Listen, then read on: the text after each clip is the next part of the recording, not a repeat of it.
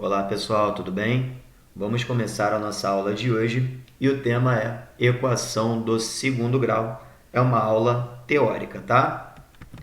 Quando nós falamos em equação do segundo grau, podemos representar de forma geral como ax ao quadrado mais bx mais c é igual a zero. O que você precisa saber a princípio? Todos os coeficientes da equação do segundo grau, o coeficiente a, o b e o c, são números reais, beleza? E é claro, né? O a, que é esse primeiro coeficiente aqui, ele precisa ser diferente de zero. Porque se eu considerar esse a sendo igual a zero, 0 vezes x ao quadrado, isso dá zero. Ou seja, eu deixo de ter uma equação do segundo grau e passo a ter uma equação do primeiro grau, tá?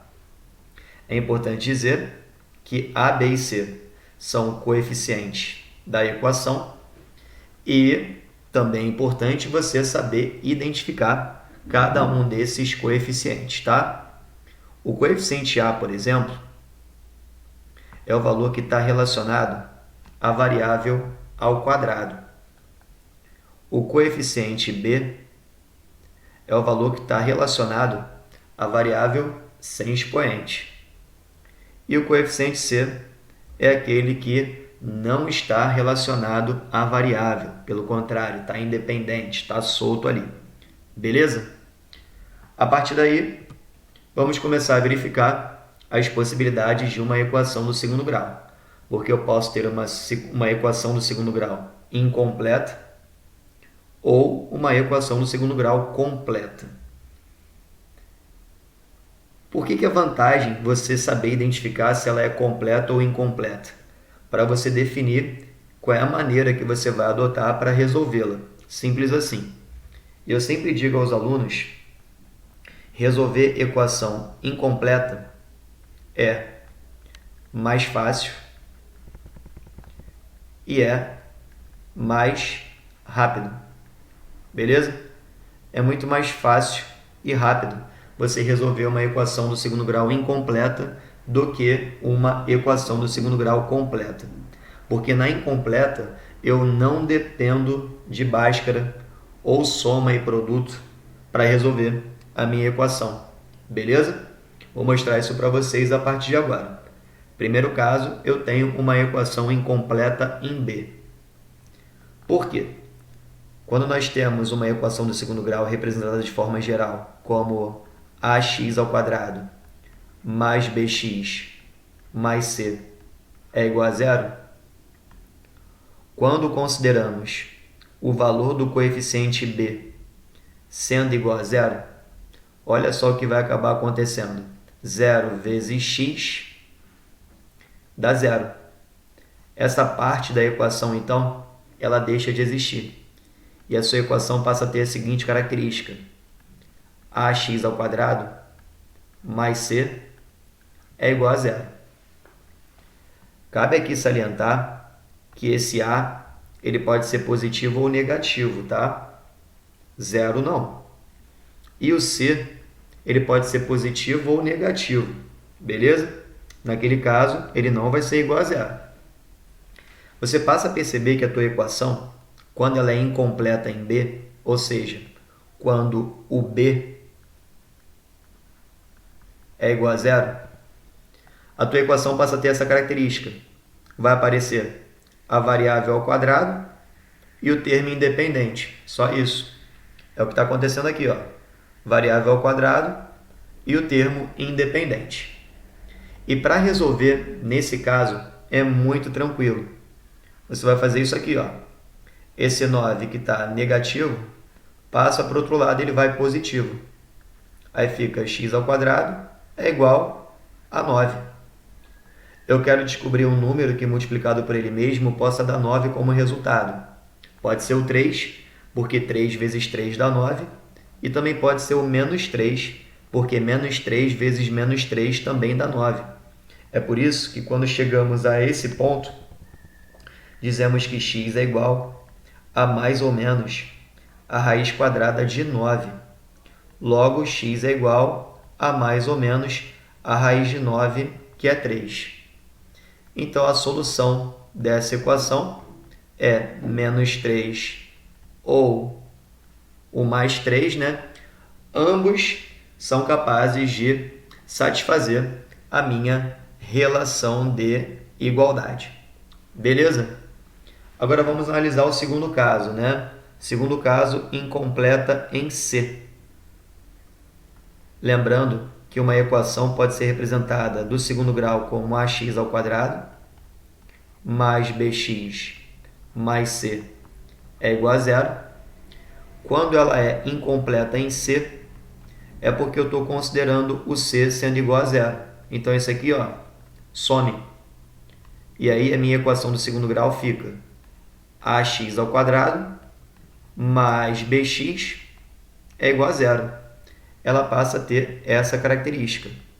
Você passa a perceber a presença da variável ao quadrado, que é o que está aparecendo aqui, e da variável x, que também está aparecendo ali. O termo independente não tem mais, porque ela é incompleta em C. Ou seja, estou considerando o coeficiente C sendo igual a zero. E aí, como é que eu faço para resolver essa equação do segundo grau? Quando ela é incompleta em C, pegamos o primeiro membro e colocamos o x em evidência.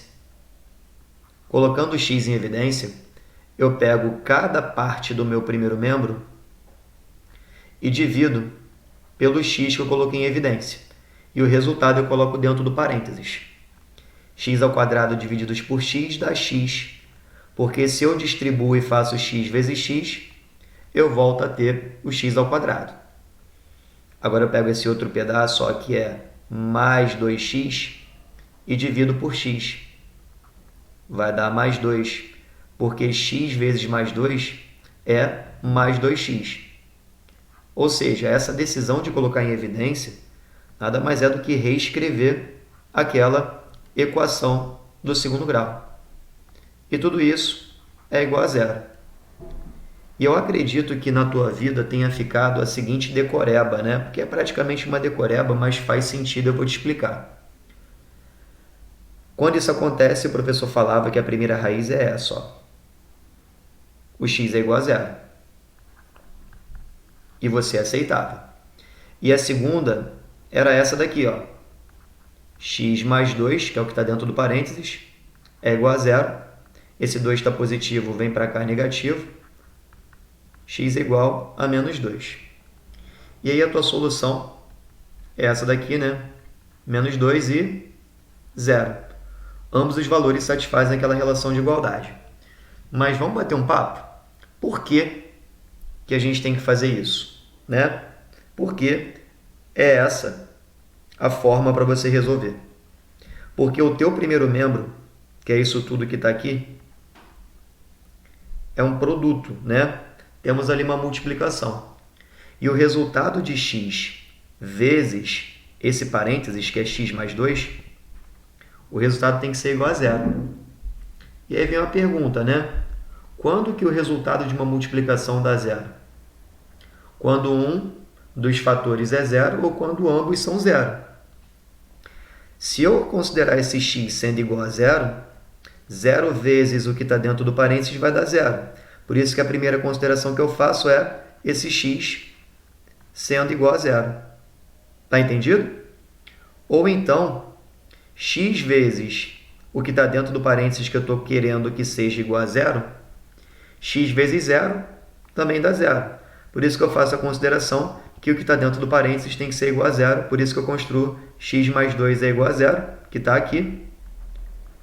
E aí nós encontramos o valor de x sendo igual a menos 2, beleza? Simples assim, é por isso que você aplica essa regrinha, tá? Tá resolvido então essa segunda equação incompleta. Vamos à próxima, que é mais tranquila ainda. Incompleta em B e C. Quando ela é incompleta em B e C, é porque ambos são iguais a zero. B é igual a zero e C também é igual a zero. Lembrando que uma equação do segundo grau pode ser representada de forma geral como ax ao quadrado mais bx mais c é igual a zero, considerando b e c sendo iguais a zero,